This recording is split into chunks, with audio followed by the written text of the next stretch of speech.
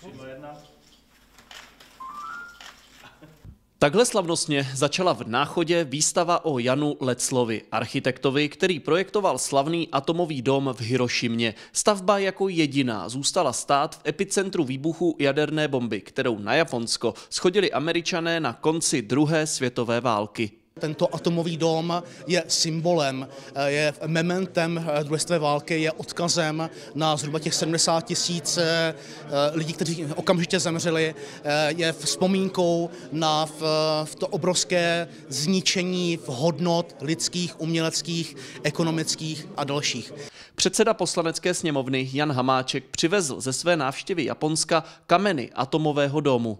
Poté, co ty fragmenty doputovaly do České republiky někdy na podzim loňského roku, proběhla výstava v Poslanecké sněmovně a už tehdy bylo jasné, že dalším místem bude Náchod. Právě v Náchodě se totiž Jan Letzl narodil. Jeho nejznámější životní dílo stavbaři dokončili v roce 1915. Původně průmyslový palác dodnes stojí v centru Hirošimy a je udržovaný ve stejném stavu, jako byl těsně po výbuchu 6. srpna 1945.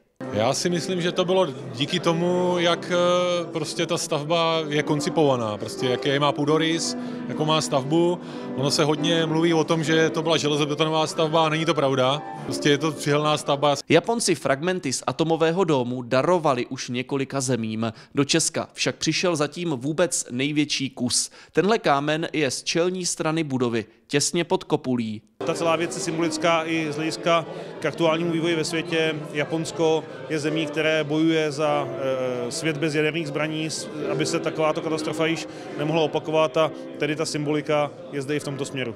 Díky Poslanecké sněmovně a předsedovi Poslanecké sněmovny panu Hamáčkovi se dostaneme fragmenty atomového domu, takže velká gratulace a velké díky a možná i to, že je to velmi, řekněme, důstojné prostředí, protože jsme na místě, kde stávalo rodiště pana architekta Letzla.